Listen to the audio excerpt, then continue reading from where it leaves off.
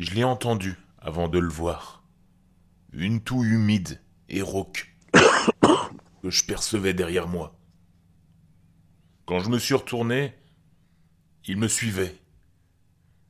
Un type large d'épaules, les mains enfoncées dans les poches. À 3 pâtés de maison de chez moi. J'ai accéléré, et lui aussi. Mon cœur battait à tout rompre, alors que je sprintais sur les derniers mètres qui me séparaient de chez moi, les poumons en feu, en arrivant devant l'ascenseur du hall. J'ai enfoncé le bouton à plusieurs reprises. Alors que les portes se refermaient, j'ai aperçu son regard fixé sur moi, puis entendu cette même toux malade. Dans mon appartement, j'ai verrouillé la porte. Mes mains tremblaient en appelant la sécurité de l'immeuble. « Il y a un intrus dans l'immeuble. Vite, je suis au 4e étage. » Toc toc.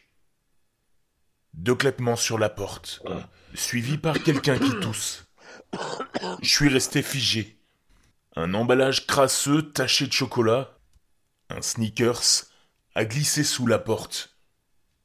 D'une écriture saccadée, il était inscrit « Ne sors pas, je te regarde ». Ma gorge s'est serrée. Il savait exactement où j'habitais. J'ai coincé une chaise sous la poignée et serré fort mon téléphone. Quand la sécurité est arrivée, elle a fouillé les couloirs et m'a rappelé. « Y a personne ici, madame. » 1 heure a passé, puis je l'ai entendu, de nouveau. Toc toc. Je me suis approché du Judas, et une vieille femme se tenait là, vêtue d'un gilet pastel, comme une douce grand-mère. Elle portait un sac tricoté et chantonnait. « Excusez-moi, je voulais juste emprunter une tasse de sucre pour un gâteau, » dit-elle. J'ai crié à travers la porte. « Il y a un intrus dans l'immeuble, madame. S'il vous plaît, rentrez chez vous et verrouillez votre porte. » Pendant un moment, elle est restée là, souriante, tout en tapant à ma porte. « Mais il n'y a personne dehors. »« S'il vous plaît, partez, » lui ai-je répondu. Au bout d'un moment, la vieille femme est partie.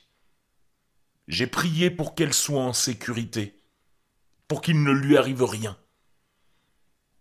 Au milieu de la nuit, je me suis réveillé au son des sirènes.